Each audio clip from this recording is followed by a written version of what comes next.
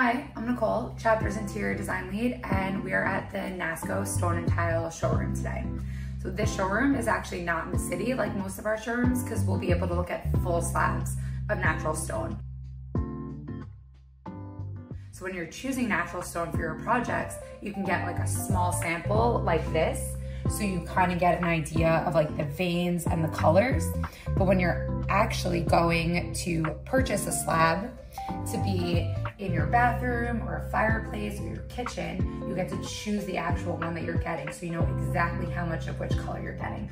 Like in this one, you see like a little bit of pink, a little bit white, some longer gray stripes. So when you're choosing the slab, you'll know exactly how much of each color and pattern and variation you're gonna get in your project.